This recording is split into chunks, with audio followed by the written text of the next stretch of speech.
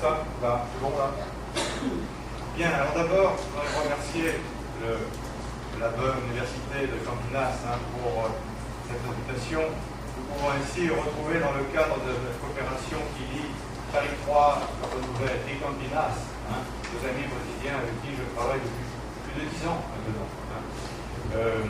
Alors aussi, je voudrais aussi excuser Jean-Marie Fournier, avec qui nous travaillons tous ensemble, et qui a été empêché subitement, je veux dire, d'être parmi nous. Et puis, je pense que j'ai un petit temps de penser aussi pour André Salem, qui a commencé à travailler au plan lexicométrique pour traiter automatiquement les données. C'est un début de travail, et je vais y revenir d'ailleurs. Alors, Então, bom, agradece o laboratório e a universidade pelo convite, lembra de todos os anos de cooperação que temos entre Paris 3 e a nossa equipe. Pede desculpas em nome de Jean-Marie Fournier, que eu esqueci justamente de falar que teve um problema de último momento, do vídeo de vida, com quem trabalhamos, e André Salem, que é o outro integrante da equipe, começou já a fazer algum tipo de análise lexicométrica. E eu aproveito para agradecer a equipe de Paris 3, que é uma questão que eu queria colocar, de ter proporcionado contato com os nossos colegas iniciantes. Foi através justamente da equipe do SILET que nós entramos em contato. Foi um grande prazer de contar com essa colaboração. Já me achei que precisa, já vai pouco sobre outra equipe necessária. Alors, l'équipe française du CILET, précisément, qui vient d'être mentionnée, s'est dans un premier temps intéressée à l'onomastique des rues. Enfin, dans le cadre du travail que ici le nôtre aujourd'hui, nous avons commencé à travailler sur l'onomastique, les noms des rues, des voies urbaines, avec donc une collègue qui vient en bas, qui nous connaissent, qui est venue il y a 3 ans, travailler avec ici aussi. Et nous avons aussi travaillé plus largement, justement, il y a 3 ans, sur la nomination des objets urbains, des référents urbains. C'était en octobre 2005, je crois. Et là, aujourd'hui, enfin, 2004. Bon. Alors, nous avons décidé maintenant de suivre, de travailler avec la peur sur l'opposition entre centre de la ville et périphérie. Ce que je vais dire, on recoupe un peu ce qui a été dit tout à l'heure en introduction par Caroline. C'est pas mal de présenter les choses de notre point de vue. Et donc, essayer de travailler sur l'opposition entre centre et périphérie, avec des mots qui, en gros, centre comme centre-ville, centre de la ville, et puis des termes qui renvoient vers la périphérie, comme banlieue, quartier, cité, en français, et d'autres.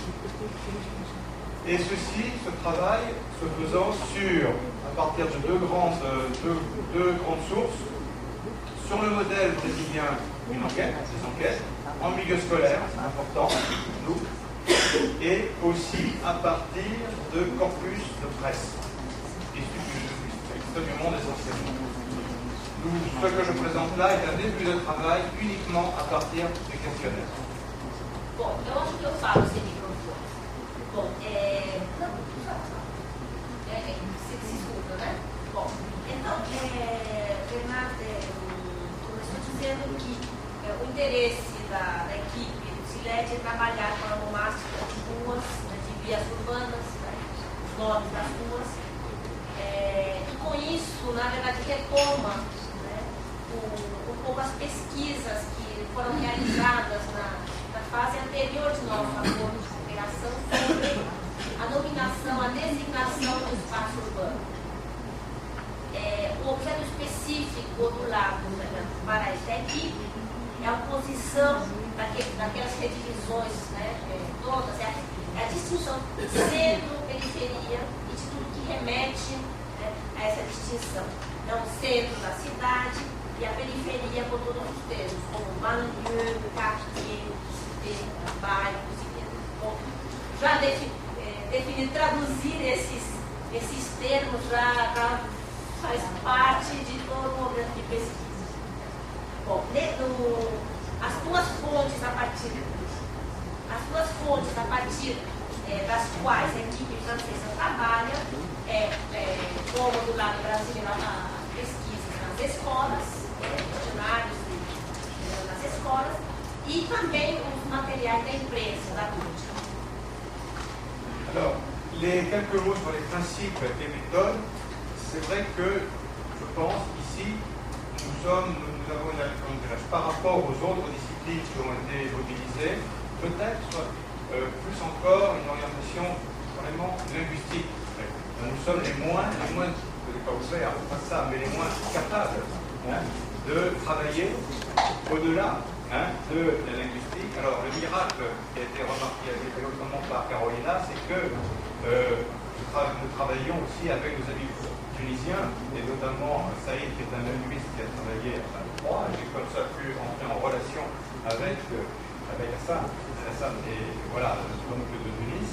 Et c'est vrai que c'est intéressant de voir comment une discipline aussi, je dirais, dont le champ d'études peut à beaucoup sembler restreint, peut, dans certaines mesures, apporter un éclairage intéressant sur des objets sociaux, dans le cadre de pratiques sociales. Ce qui fait que, et ça j'en suis heureux, la linguistique doit être mobilisée sur des objets linguistiques situés, discours si on veut, mais plus largement peut-être encore. Bom, algumas questões sobre princípios e métodos que coloca, em relação às outras disciplinas que fazem parte do projeto, Bernard diz que, na verdade, eles são a equipe mais estritamente linguística. Mas que, ao mesmo tempo, isso não significa, claro, de acordo, que isso seja uma questão restrita, mas, pelo contrário, é muito interessante de ver como, a partir de objetos, como ele está chamando de objetos linguísticos situados, em um método linguístico, é possível esclarecer elementos relevantes para compreender as práticas sociais. Alors, le but que l'on se donne, c'est de chercher à isoler certains schèmes, configurations linguistiques, certains choix ou des non-choix, un sens de choix que l'on retrouve de façon statistiquement importante dans les pratiques langagières linguistiques, aussi ou plus largement, et ce qu'on appelle parfois en français certaines routines qui, j'utilise le terme sature, ça vous dit bien les discours, des routines qui sont particulièrement présentes dans les productions discursives que nous regardons à travers les enquêtes, à travers l'étude des textes des corpus de classe. Então, bom, então, na verdade, o objeto principal é isolar certos esquemas, certas escolhas ou não escolhas recorrentes, certas rotinas que saturam essas produções discursivas sobre a cidade, e nesse caso sobre a produção escolar. Trata-se então de observar e de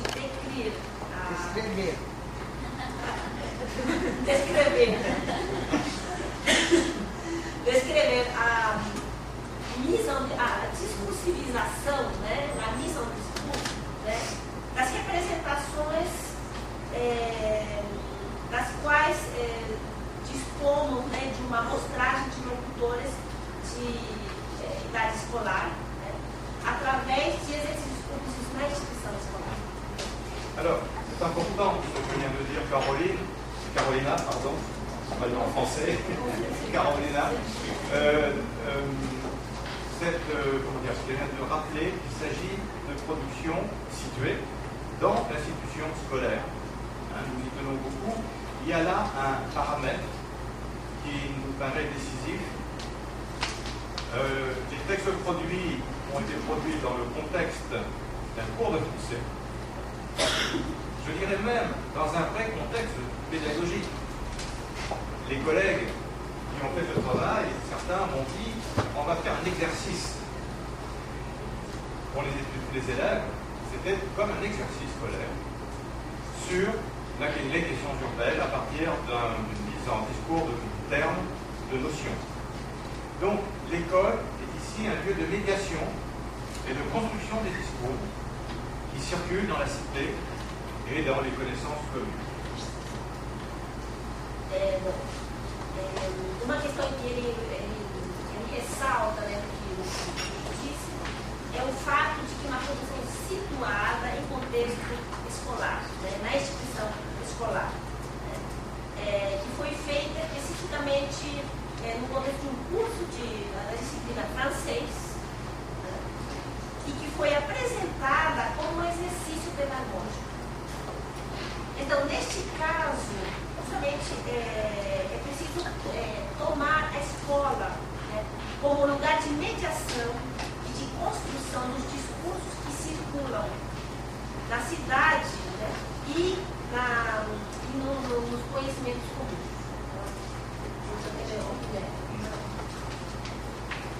Alors, les réflexions que l'on présente aujourd'hui s'appuient sur un sous-corpus, pas tout le corpus, un sous-corpus d'un peu plus de 160 réponses individuelles. Les locuteurs qu'on a interrogés appartiennent à une classe d'âge entre 14 ans et 17 ans. Ces réflexions ne tiennent pas compte du résultat qu'on attend. On attend d'autres résultats peut-être, on a des perspectives, surtout sur l'orientation centre-périphérie.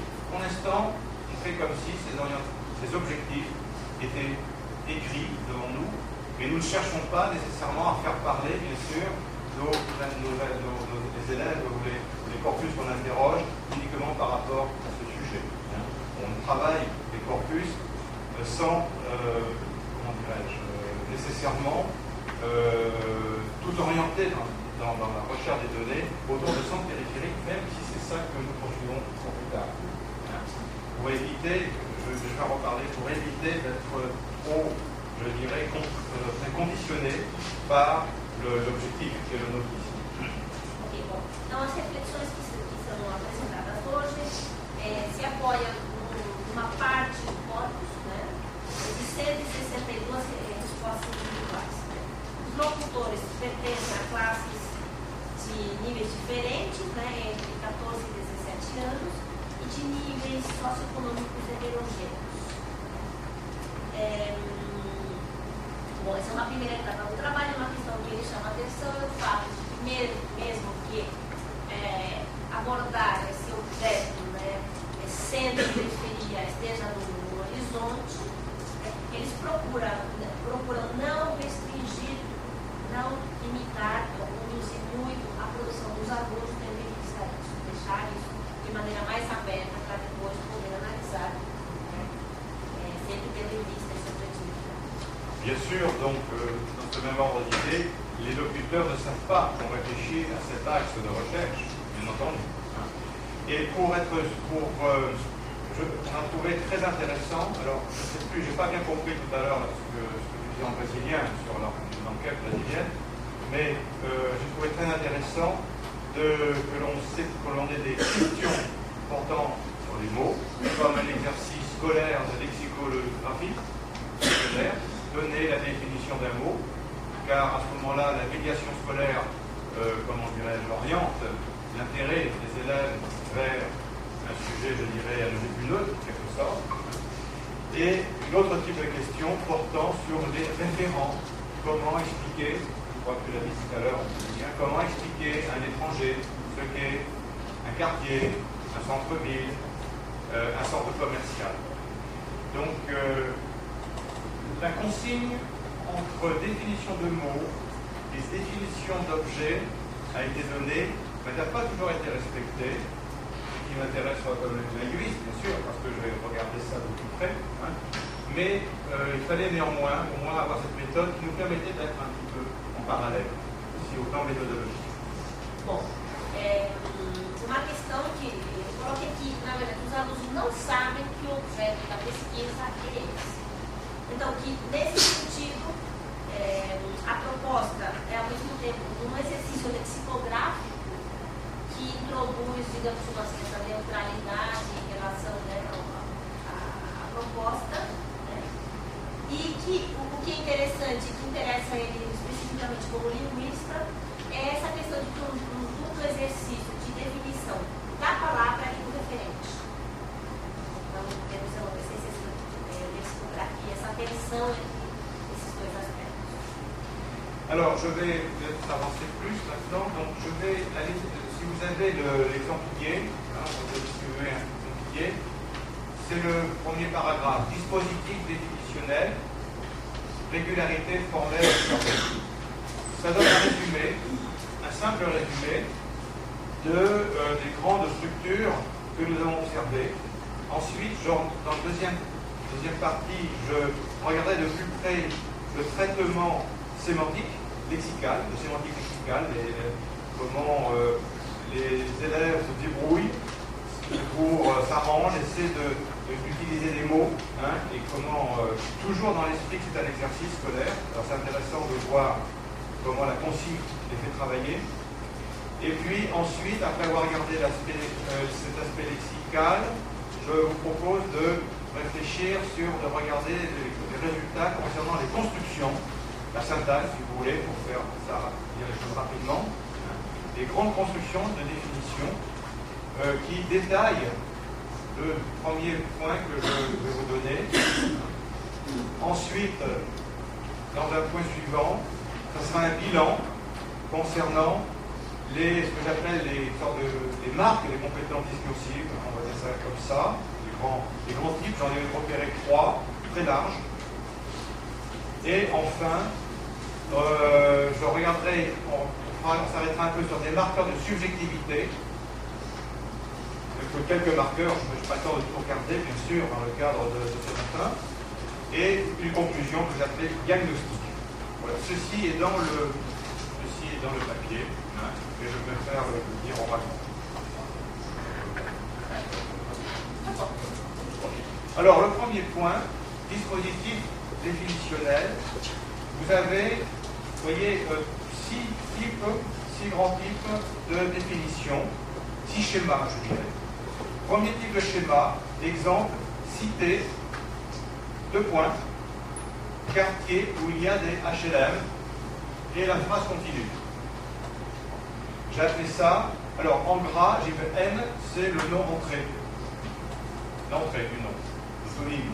Donc, 2 points. J'appelle N1 ce qui rentre ensuite dans la définition, ce qui définit, le définir, s'il vous plaît. N1 qui, P, c'est une phrase. Alors, quartier, alors c'est un ou, c'est pas un qui. Je voulais dire en fait un relatif, que qui. Qui c'est un métaterme, pour qui, dont, ou.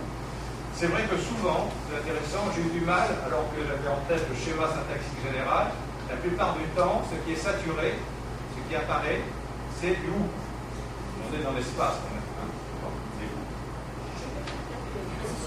Não, uma questão que eu não sei se todos sabem, né, que eu acho que eu lembro, são a habitação. A habitação aluguel, isto é, habitação de aluguel baixo, são construções populares. Né? Então, justamente, o que é cité? Então, aqui é importante ter em vista a distinção ville-cité em português, porque em português nós temos, nesse caso, cidade, seria, porque vila é outra coisa. Né? Então, cité está marcada, justamente, é importante dizer, pela construção de moradias populares. Oui. Excusez-moi pour HLM, mais ça fait partie du quotidien français, oui. Donc on ne le sent plus, on n'est plus conscient. Pour ça, pour la lecture. C'est stigmatisé. Oui, conscientisé. Eu acho que eu não preciso traduzir isso que ele falou, não é? Em termos de estrutural, sim. está falando justamente das regularidades formais. Né? Então, do nome, uma relativa e o advérbio, e o B, então, entre o B, ele está dizendo justamente que não é somente que, né, que, mas é também onde, então diz também que está muito saturado com onde, é o mais recorrente. E temos que lembrar aí, estamos falando de espaço, mas je dirais aussi que c'est onde, en portugais, c'est un relatif de plus en plus utilisé, même pas accepté par la langue. Estou dizendo que esse onde é um dos chamados erros de português, né, de relativo, de colocar o onde si não se der. Oui, mais c'est vrai qu'en français, l'exemple cité quartier où il y a des HLM, on n'est pas dans une norme de dictionnaire classique.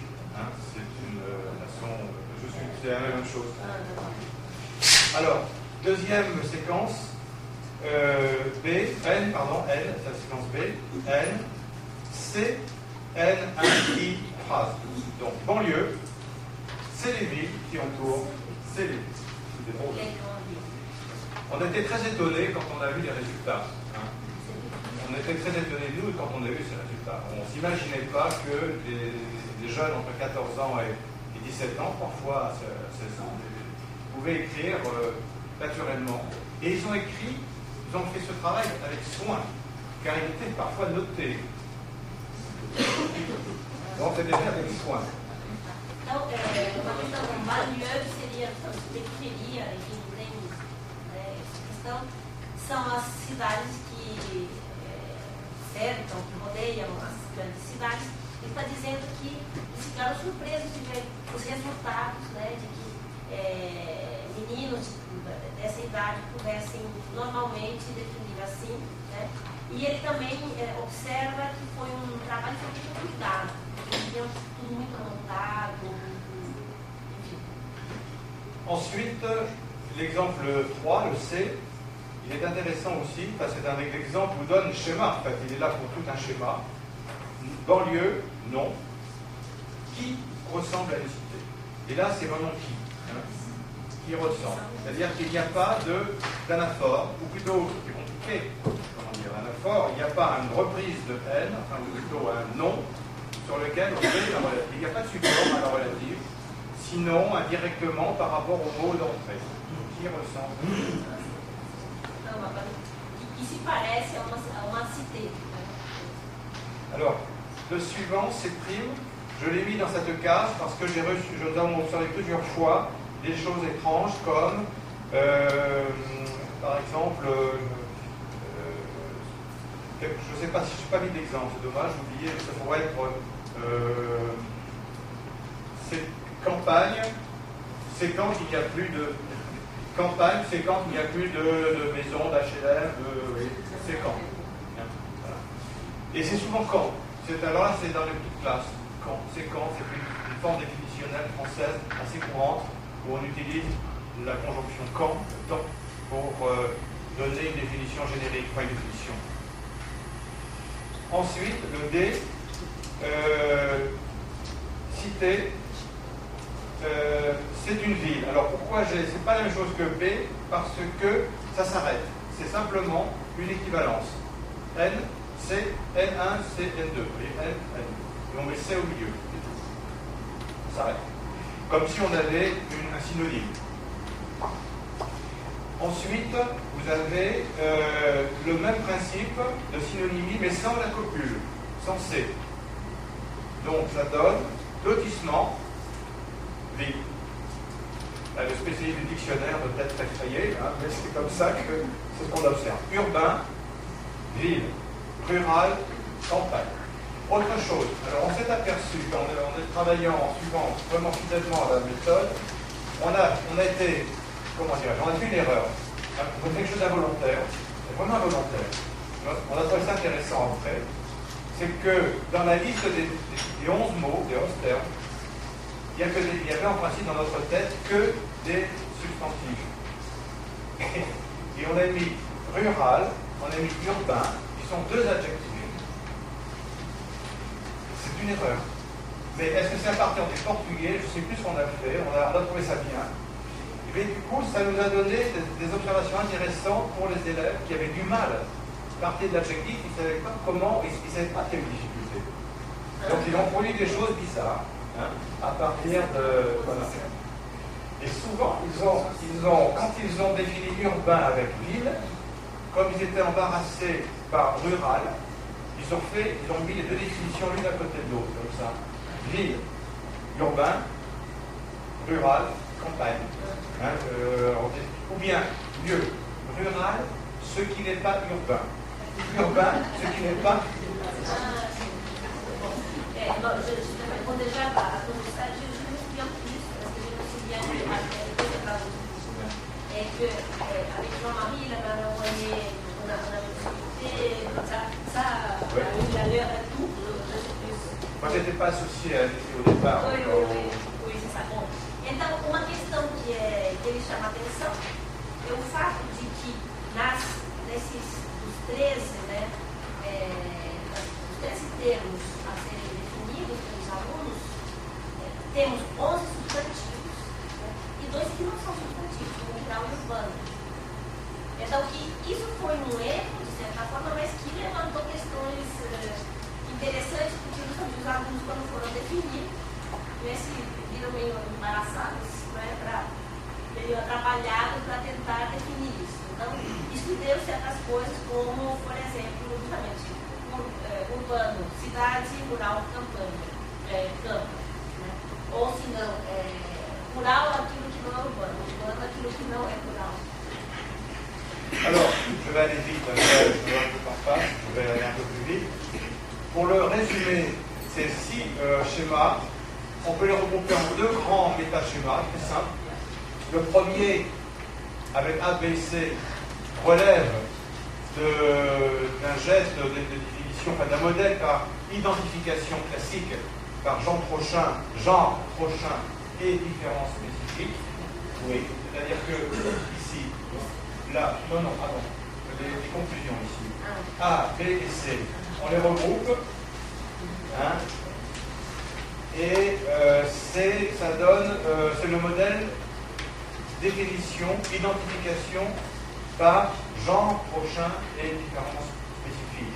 Exemple, cité, on prend le genre prochain quartier, plus une différence spécifique, ce qu'on appelait dans le schéma aristotélicien genre espèce. Genre plus différence spécifique. Dans ça, et dans l'autre cas, tu as simplement, comment dirais-je, une production de synonymes, un parasynonyme.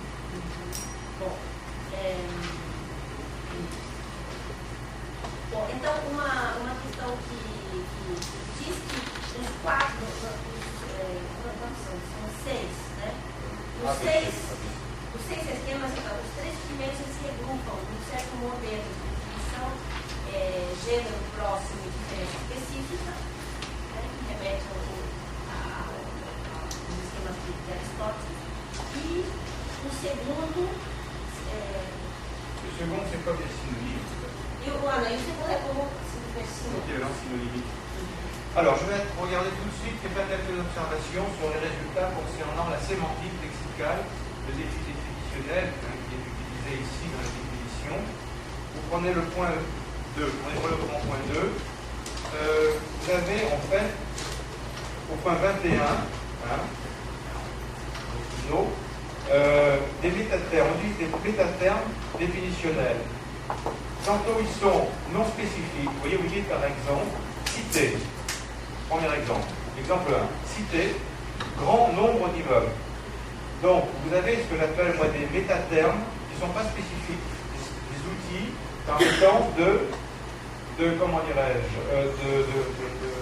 de donner un trait en fait ici de grandeur par rapport et de quantité pour caractériser cité. Vous avez le mot ensemble de, vous avez l'expression, l'exemple simple, regroupement, ou des termes peu adéquats, mais qui sont des mots par défaut comme bout, un bout, par quartier comme un petit bout de ville. C'est l'exemple 6. Ce sont des termes non spécifiques. Je les appelle comme non spécifiques parce qu'on peut y faire l'hypothèse que l'élève n'a pas dans le vocabulaire le plus adéquat.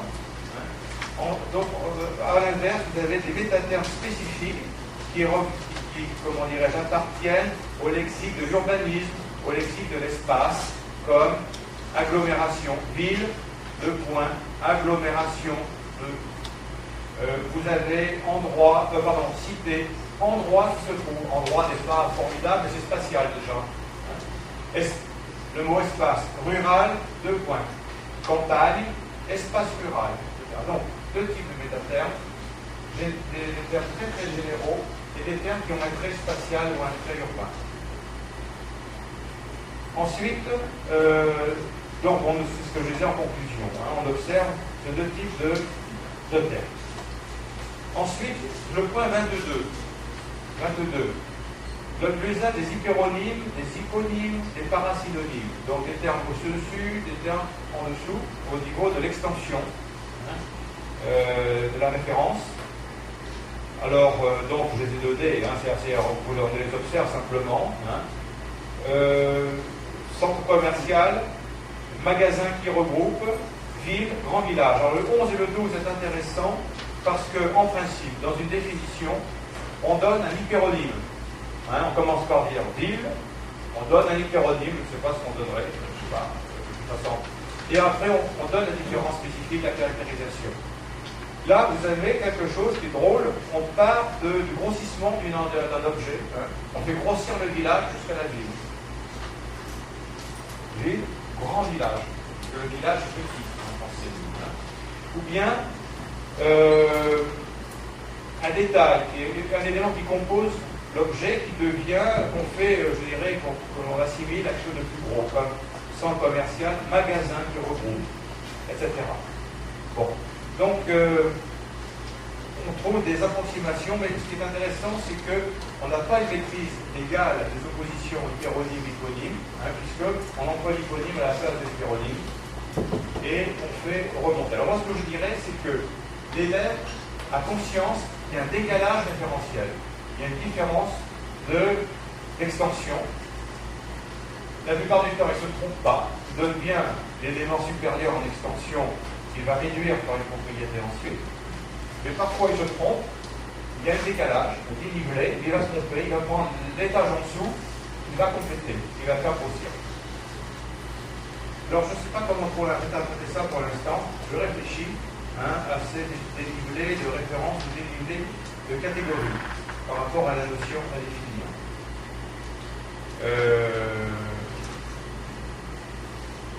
Oui, alors, il y a aussi d'autres procédés qui consistent à donner les éléments qui composent la catégorie. Par exemple, à l'exemple 16, banlieue, c'est des habitations en dehors et à côté d'une ville.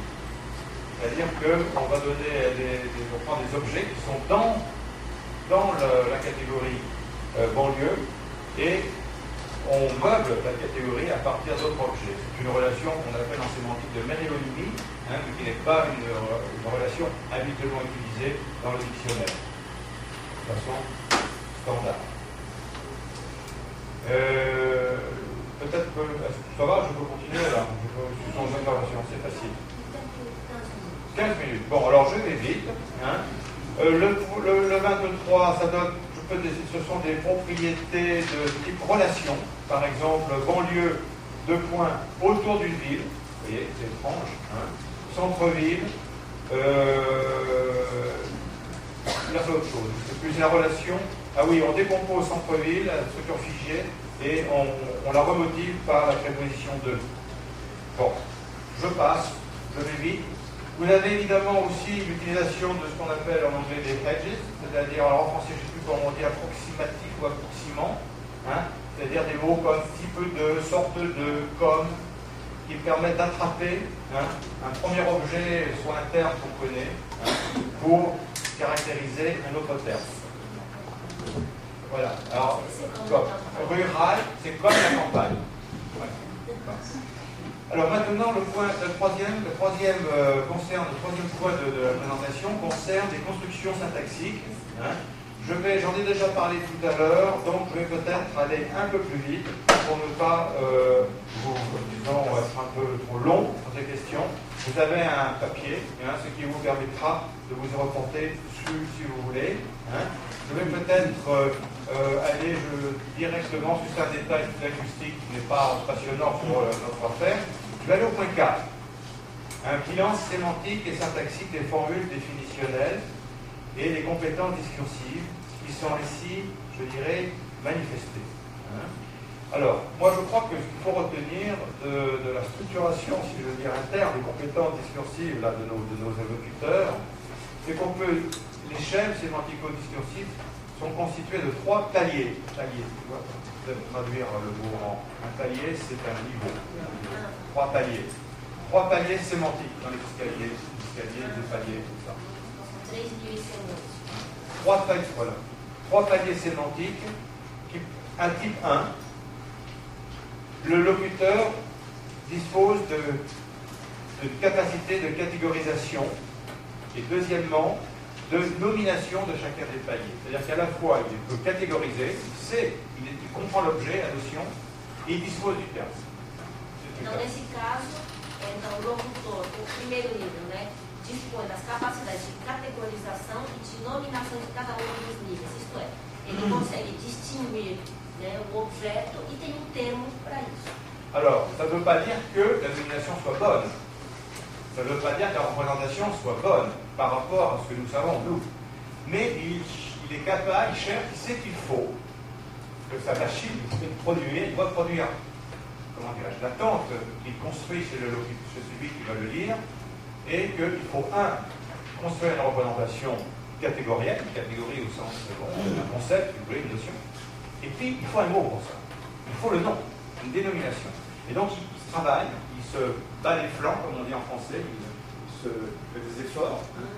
Il fait des efforts pour trouver, pour que ces 2 opérations puissent être réalisées. Então, o que ele está dizendo é que, neste caso, não é que necessariamente a representação do nome seja boa de acordo com o que nós pensamos, mas se ele tem em termos de passos, ele sabe, o aluno, que é preciso uma representação categorial e que é preciso dar um nome a isso.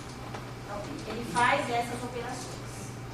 Dans un deuxième type, le locuteur ne peut pas nommer la catégorie hyperonyme. Il en a fait une, il sait qu'il y en a une, il ne peut pas, et donc il procède à une équation. Il donne simplement, en gros, il donne le palier sémantique, mais il ne peut pas nommer. Alors il dit, par exemple, je ne sais plus, c'était campagne, c'est ville, c'est une simple définition. C'était l'exemple lotissement, c'est une habitation. C'est ce que j'appelais tout à l'heure les synonymes. Ce n'est pas vraiment des synonymes, je crois. Simplement qu'il n'a pas l'élément qui lui manque. Et donc, il met la copule pour donner ce passage, sans pouvoir nommer la catégorie intermédiaire. Ensuite, le type 3, il dispose de 2 paliers référentiels, et le deuxième apporte directement la caractérisation nécessaire. C'est les exemples 18 et 31. 18 et 31, je ne les laisse plus les yeux, mais vous pouvez regarder. Na segunda página, é o primeiro e último exemplo dessa página. Voilà. Vous voyez, banlieue, il donne un trait autour d'une ville, centre-ville, le centre de la ville, autour d'une ville, une propriété. Bon, alors, j'en arrive maintenant au marqueur de subjectivité. Alors, j'ai pris un terme très vague, très large, je n'ai pas voulu construire là davantage, théoriquement. Bon, les définitions du référent, les définitions des mots sont bien sûr toujours construites à partir d'une subjectivité, d'un point de vue différent, et en tout cas, sont construites à partir d'un point de vue, ce que je retiens, d'un point de vue qui est différent du point de vue à partir duquel on construit les définitions de mots, notamment dans le dictionnaire. C'est-à-dire que il y a un point de vue, c'est normal, mais c'est différent. Et c'est ces différences que j'ai essayé de repérer par rapport à la norme. Oui. Então, o que ele diz que as definições vão ser feitas a partir de uma certa subjetividade, de uma margem de subjetividade que ele procura levantar, reconhecer, identificar, né? E que nesse sentido ele estabelece uma diferença entre esse modo de definição e o modo de definição do dicionário. Alors j'ai pris quelques exemples, je n'ai pas tout pris, sinon on se ferait la journée. Hein. Alors, j'ai pris la campagne, vos campagnes.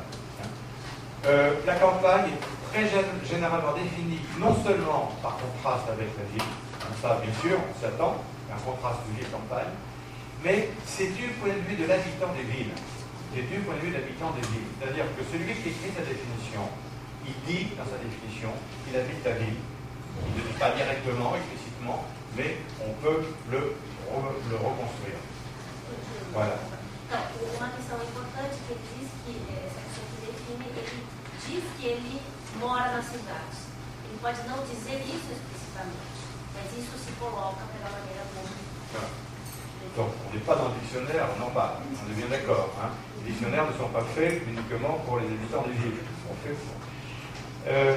Et d'autre part, ce point de vue, il est associé à une vision négative. Hein. Je suis dans la ville, donc je suis mieux qu'à la campagne, et donc je vais vous définir ce qu'est la campagne. C'est l'exemple 32, alors j'ai pris qu'un, qui est léger, mais vous voyez bien, regardez, campagne, deux points, endroit, loin de la ville. Donc pour dire ça, il faut être dans la ville, et deuxièmement, lointain dans cet emploi-là, hein, ne me semble pas évidemment favorable. Hein. Mais ça, on pourrait discuter. Alors je vous donnerai repérage par rapport à la ville, c'est clair. Et deuxièmement, un trait négatif. Alors après, c'est plus clair, 33, regardez, campagne. Endroit perdu, où il n'y a ni commerce, ni gare, ni arrêt de bus, et ça continue. Et ce qui est positif, c'est qu'il y a la ferme et la maison. Et j'ai envie d'ajouter, ça c'est moi qui l'ai écrit, on a envie d'ajouter seulement, vous voyez, parce que j'ai une très longue définition, avec que des négations, ni, et à la fin, ce qui est positif, c'est une maison et une ferme. Bom, quase todos entenderam, né? Mas pelas dúvidas, porque muito engraçadinho, né? Campo, né? Lugares perdidos, onde não há nem comércios, nem estacionamento, não, estação, nem ponto de ônibus, né? Há a casa e a fazenda. Né? E temos vontade de acrescentar, vamos dizer, seulement, né? Só. Ou é ni. Depois há isso, então, na verdade está meio subsumindo que só há isso. Né? Alors ensuite, je passe 34, campagne, vieille ville avec des champs. Vous voyez, on part de ce qu'on dégrade, ce que l'on connaît, pour définir ce qu'on imagine. Et ensuite, 35, campagne, toujours la même chose, je ferai un résumé là-dessus tout à l'heure. Contraire de la ville, bon, mais le contraire est défini par des négations. Hein, sans commerce, c'est très calme. Alors là, c'est très intéressant, très calme, parce que on est dans la phraseologie, dans le trait à parler. La campagne, c'est le calme, c'est les petits oiseaux, c'est la chlorophylle, hein, les bergères, les moutons. Hein. Tout ce qui est indique, en réalité, ça n'existe plus, sauf dans les romans. Mais c'est ce qu'on dit. C'est ce que les parents disent aux enfants, j'imagine, s'ils entendent à travers des petites lectures enfantines. Moi, je vois ça comme ça. Não, então, uma visão que é interessante de ver aqui, né, como se imaginar que circula por aí, aparece nessa definição, no sentido de que, na verdade, esse ideia de que o campo é calmo, essa questão bucólica, existe nos livros, mas não, hoje em dia não necessariamente assim, mas funciona também, né, apesar de tudo. Ce qui est drôle, c'est l'humour, en fait, involontaire de la part des enfants. Ça fait penser à un humoriste du début du siècle en France, mais j'ai oublié son nom, qui un jour, définissant la campagne, j'ai essayé de retrouver, je n'ai pas retrouvé. Jean-Marie m'a dit qu'il ne connaissait pas cette phrase. C'est un grand humoriste. Hein. Et on lui disait, il parlait de la campagne, et il disait, la campagne, c'est affreux, on a froid et on a peur. C'est là, la campagne, on a froid et on a peur.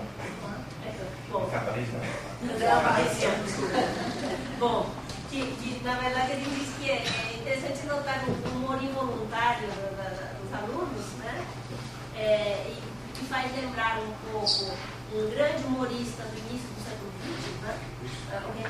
Bom, que dizia assim: o campo é horrível, né? Temos frio, a gente sente frio e sente medo. Então é um pouco... Bon. Alors, je continue.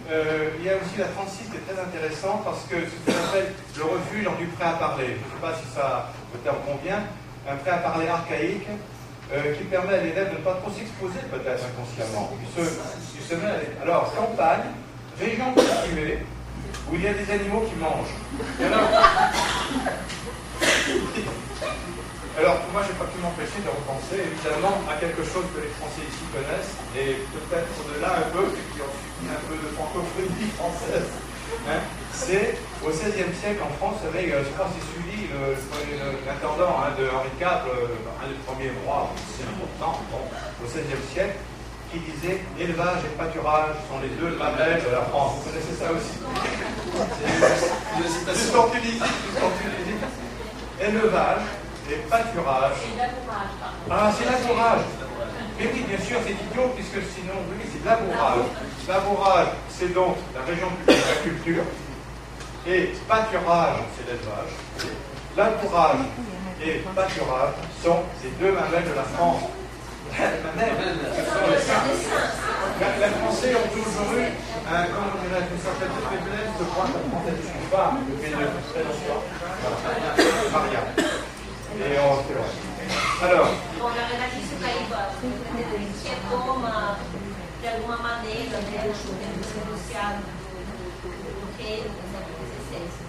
Alors, je vais passer sur la ville parce que c'est l'inverse. Hein. Le prototype de la ville, c'est l'activité, le commerce, mais après je vais conclure là-dessus. Je voudrais parler de banlieue-cité parce qu'il y a un point qui est intéressant à observer, qui va peut-être intéresser donc nos amis linguistes, là aussi, vous allez voir.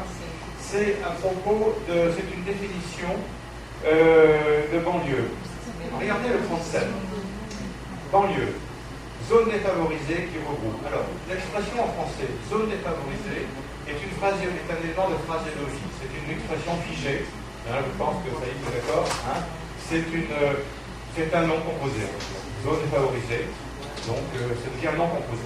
Et c'est ce que l'on dit toujours des banlieues, des journalistes, vous voyez, c'est qui circule. Et la réponse d'un élève, c'est banlieue, quartier un peu défavorisé. Et ça, c'est très joli, parce que, alors, j'essaie de réfléchir à ça, et j'ai pensé qu'en fait, on avait un défigement de l'expression zone défavorisée.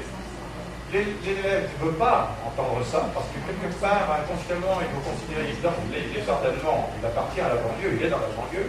Donc vous avez deux séquences en une. Première séquence, zone défavorisée, qui est une dénomination.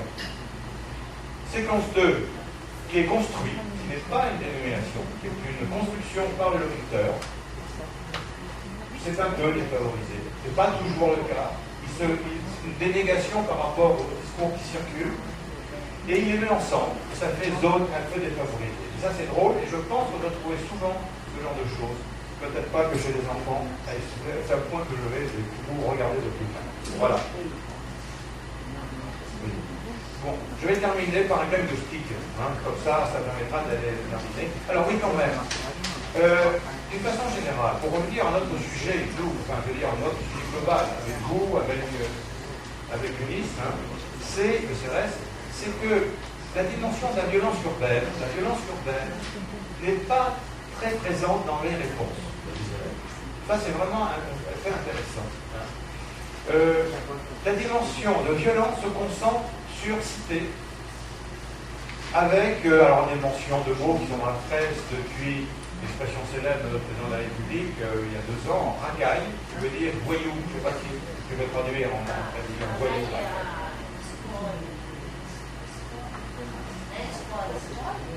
Non, racaille, c'est voyou.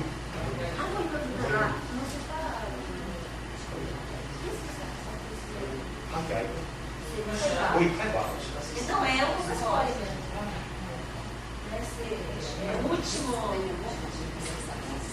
On n'est pas au Karcher, il avait mis en même temps, dans 2 discours différents, mais très près, il avait nettoyé au Karcher, et les quartiers, bon, et puis les racailles qu'il faut remettre au pas.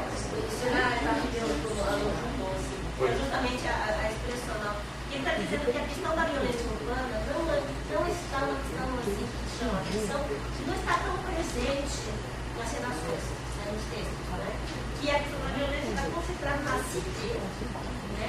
Que tem, aí aparece a questão faquéia, que é um termo que o Sarkozy utilizou, que era preciso limpar, né, com aquelas grandes mangueiras, né? Para a limpeza das ruas, a escória, né, das cidades. Isso quando, nas revoltas, se vocês lembram, né, 2, 3 anos atrás, entre centro e periferia das famílias, foi justamente o objeto do. Mais alors, je dirais que c'est souvent des expressions répandues. Il n'y a pas d'invention verbale des élèves par rapport au sujet. Alors, c'est des mots qu'on utilise, racaille, ils évoquent un peu la drogue, les tags, les écritures sur les murs, mais uniquement pour citer. Pour le reste, banlieue, il n'y a rien. Alors que c'est un mot de la norme de la violence urbaine en France, dans les discours. Banlieue, les banlieues. Les banlieues, c'est en gros, si je faisais un rapport avec le 19e siècle, c'est le lieu des classes dangereuses. On est appelé en France autrefois les classes dangereuses. Oui, banlieues dangereuses. Alors, donc, ça c'est important. Alors, diagnostic, je dirais que, je termine, je conclue. Madame, je conclue. 3 minutes. Sur le problème centre-périphérie, il n'y a que le mot cité qui déclenche l'opposition entre centre et périphérie. Mais assez faiblement, je trouve. Et je n'ai pas vu dans banlieue, dans ce que j'ai vu. Alors j'ai d'autres concordanciers de salaire que je n'ai pas pu regarder encore.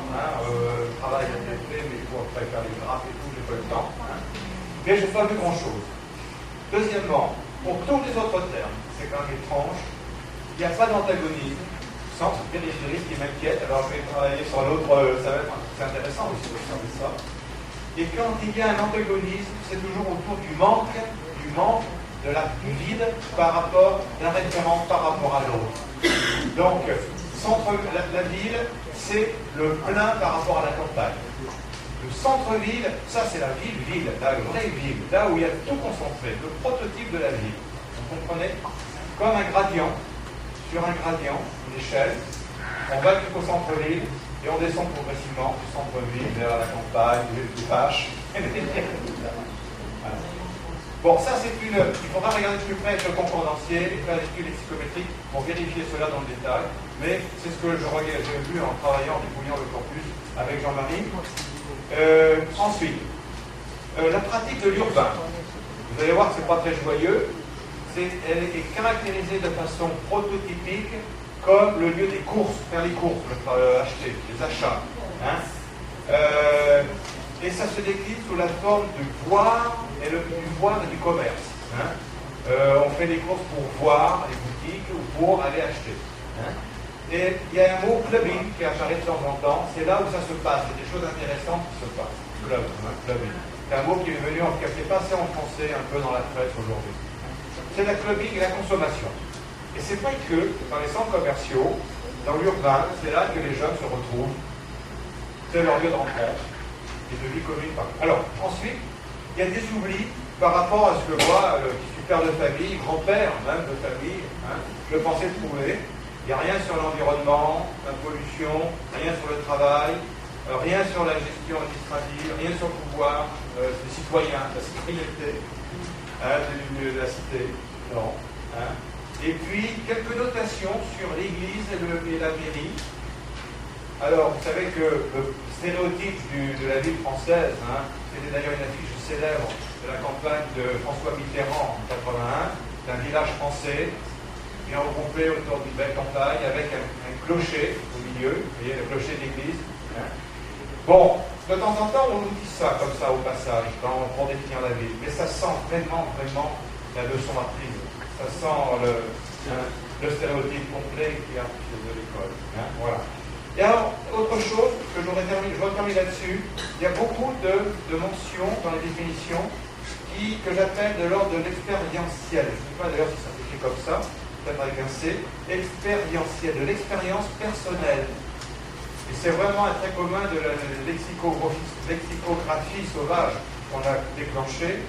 C'est souvent des expériences personnelles qui servent à définir. Vous voyez par exemple campagne, endroit où il y a beaucoup de, alors je ne sais plus dire ce qu'il y avait, j'ai oublié, où il y a des fermes avec des vaches, des cochons. Alors c'est entre le stéréotype et l'expérience, ou bien citer des immeubles en groupe avec plein de tags. Mais j'ai d'autres séquences, on a l'impression que c'est un regard dans une voiture qui a vu quelque chose et qui vous donne, à travers d'un texte comme ça, comme au cinéma, qui caractérise l'objet, et qui, j'ai pas eu le temps de regarder si on pouvait en faire des séquences en grand nombre, les regrouper, mais il y a ça aussi, je n'ai pas pu regarder dessus. Voilà, obrigado, muito obrigado.